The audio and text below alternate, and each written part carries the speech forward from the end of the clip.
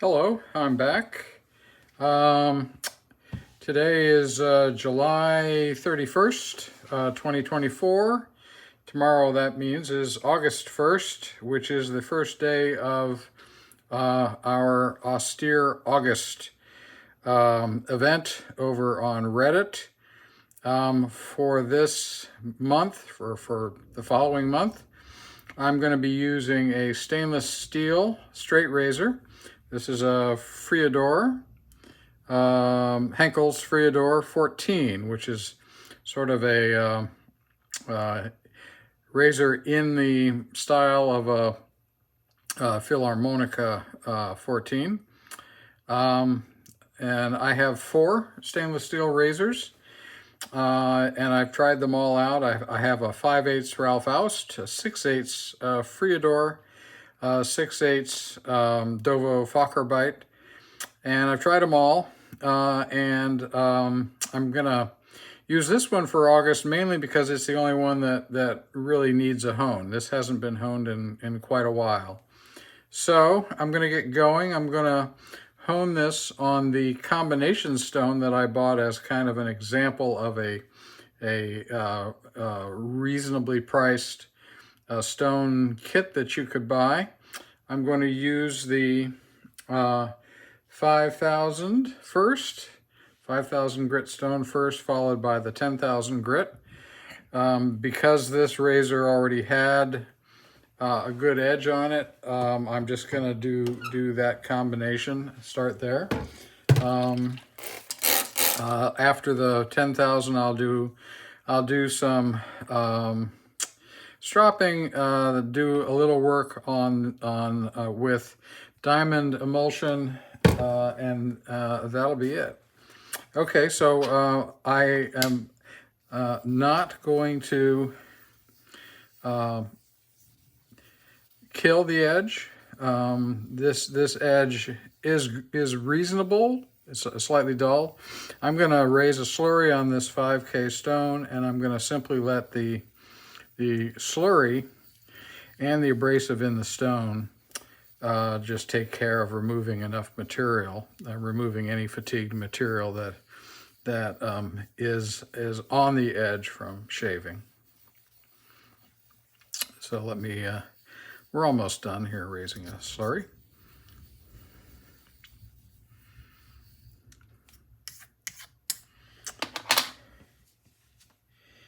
And tiny bit of moisture, and let's get going here.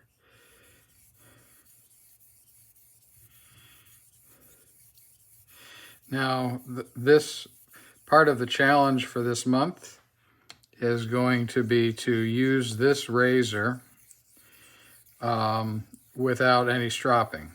Just use this razor each day in August, all 31 days. Don't strop it, don't hone it. And I think that'll be fine. But I think it's a great challenge. Part of the challenge is to make sure that my technique is adapted such that I'm not stressing the edge. I'm getting great shaves and not stressing the edge. There is a minimum of 2 pass shaves to qualify for this challenge, so you can't go and just, do single pass shaves. You got to do at least 2.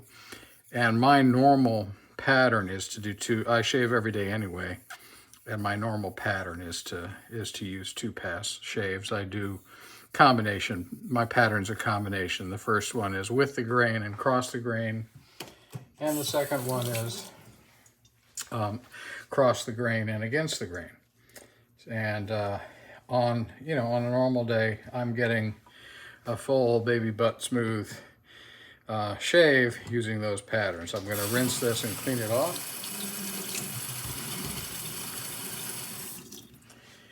Clean off the swarf.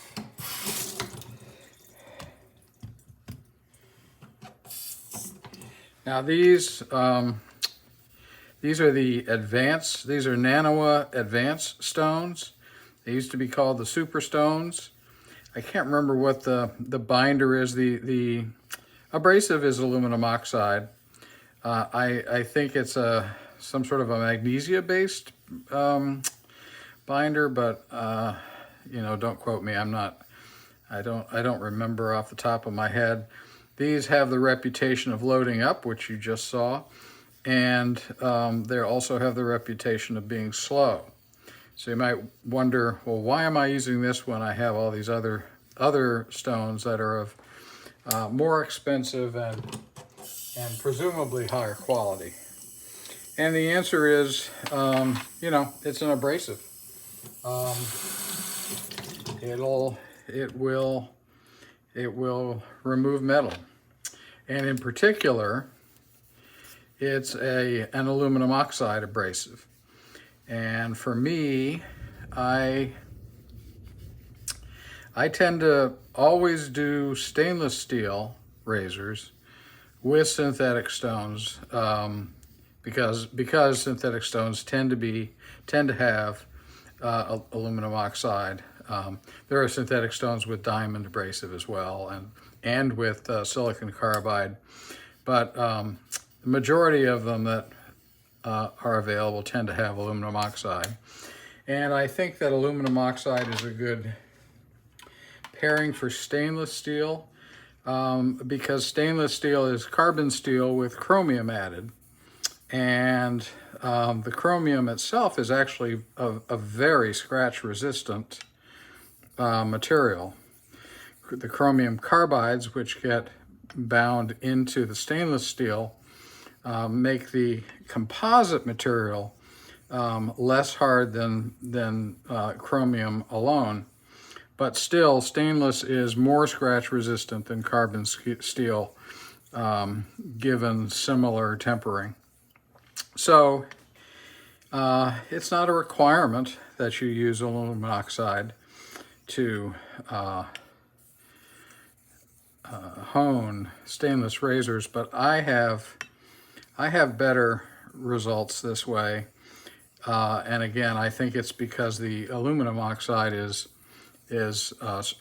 more scratch resistant than the chromium carbides within the steel, and can more easily abrade them instead of tearing them out, which is what a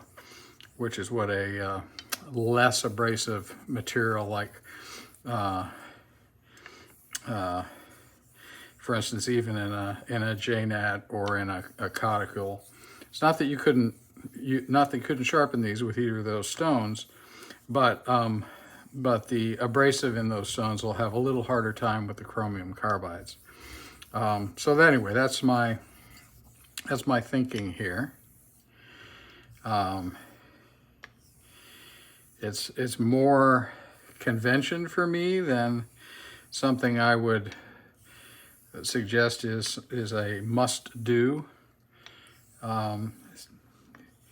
I have really good luck with stainless razors, and also I should point out, 90% of the steel that I sharpen is on knives, and most of that is stainless.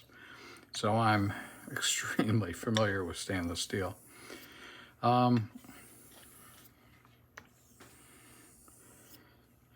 So a lot of this is habit, but also I do have a little bit of reasoning. All right, so let's see where we are. We've certainly removed enough of the previous edge that we should be good. Let's see if we can move on.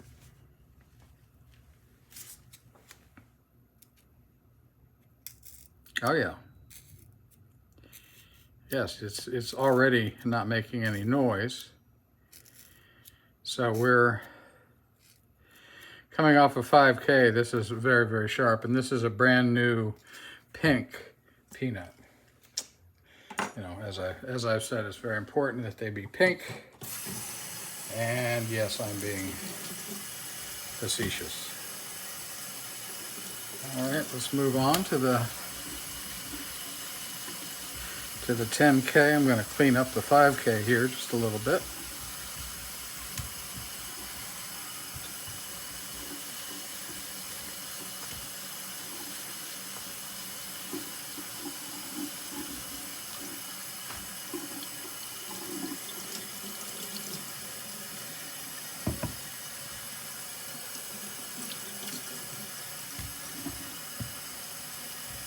Okay, here we have the 10K stone.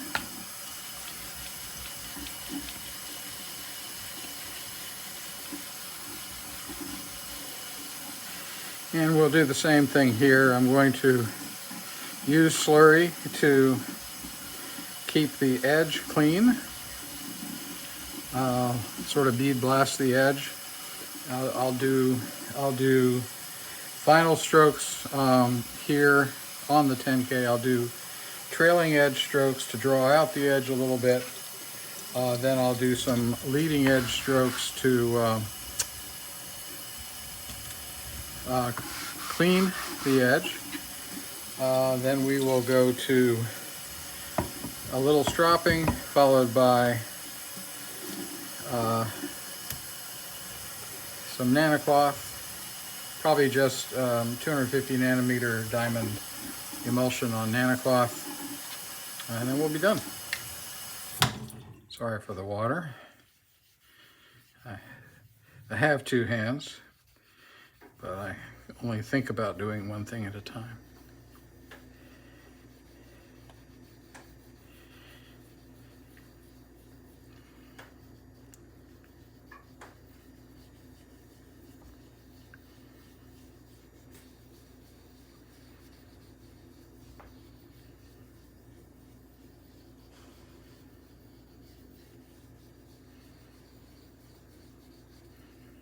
Okay.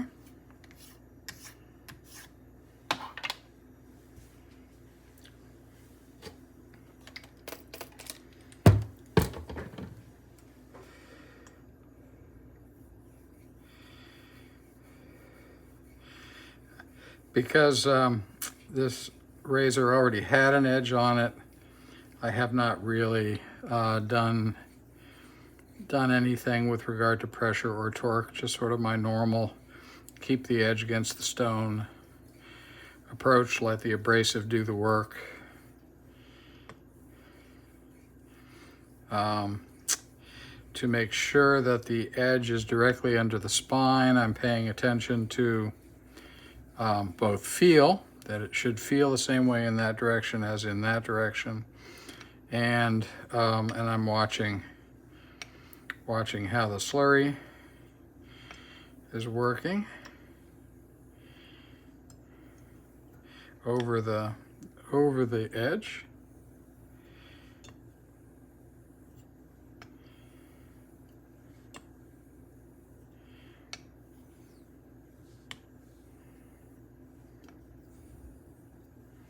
Which is looking pretty good.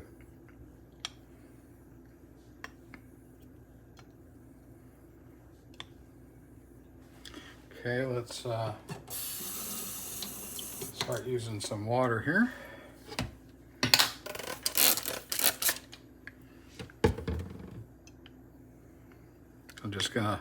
I'll let the slurry stay and just dilute it with water. The main, I've mentioned this before, the main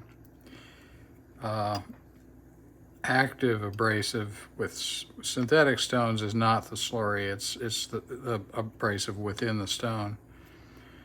Not that the slurry doesn't help. I almost always use it for razors because I like the way it helps to keep the very apex free of burr. That movable abrasive is bouncing all over the place on the surface as I move the blade along, and that helps to knock away any burr that is being created. All right. The look of the slurry is very good.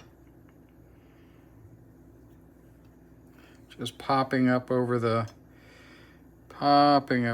edge easily. I don't have a lot on here, so if I did, you'd see it rolling up all the way.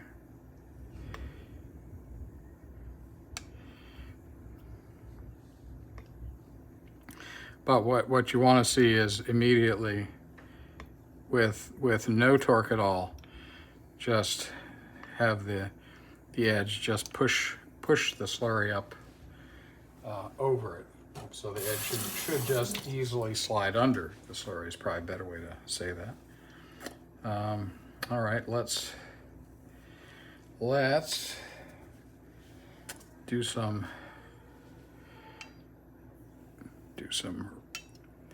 edge trailing strokes. We want to now draw the edge out.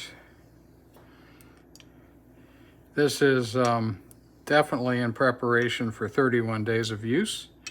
I want to draw the edge out, and then I want to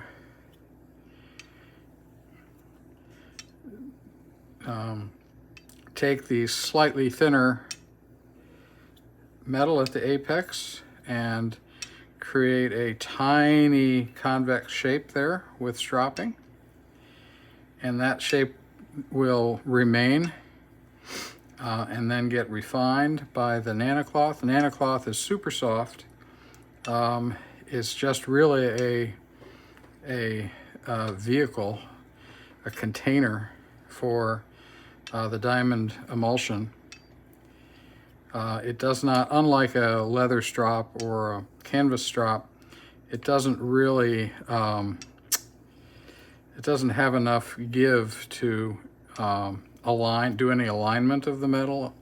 So once I have I use a strop to add a little bit of convexity to the apex here.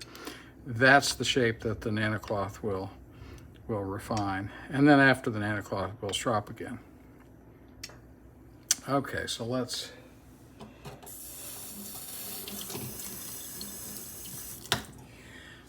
clean this up.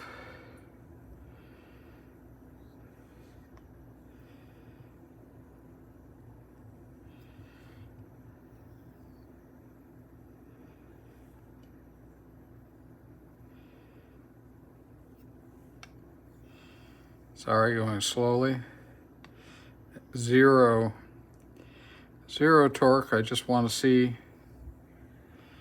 that edge slide through this very, very thin layer of slurry.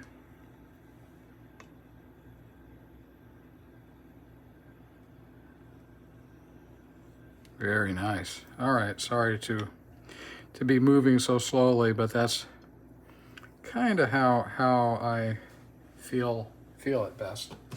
All right. Figure out if we're in the pink here.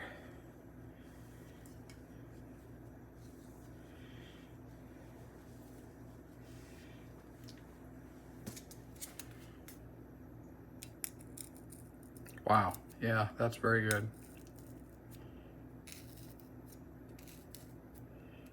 All I'm worried about here is breaking the skin. I mean, I can push in, but that's not the goal. It's soundless, which is key. It's like pushing into a cloud, which is key. And I'm using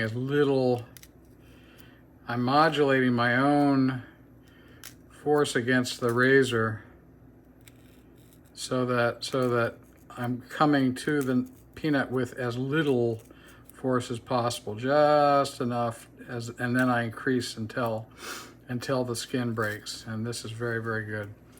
I'm gonna push it.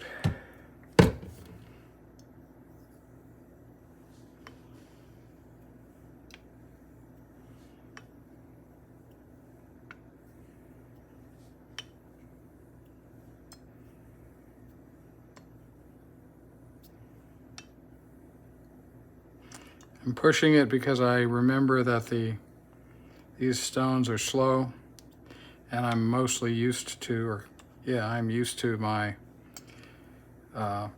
Shapton glass stones, which are the opposite. They're very fast. So I want to make sure this 10,000 grit has an opportunity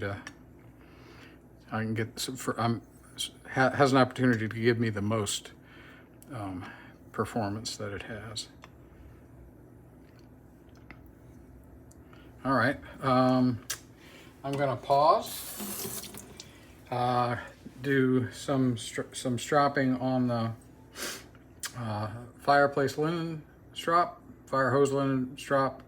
Then I'll be back. Okay, I've just finished 20 laps on the 250 nanometer diamond emulsion on nanocloth. The way I'm doing these nowadays is I put the razor on the nanocloth and lightly use my other hand to keep pressure on the blade even. That way I don't have any concern for uneven torque on the blade from my right hand here. So this is the way I'm currently stropping. I'm going a little faster than I'm showing you, but just to show you what the mechanics of it are. All right, let's clean and test here. See where we are. We are still at no noise.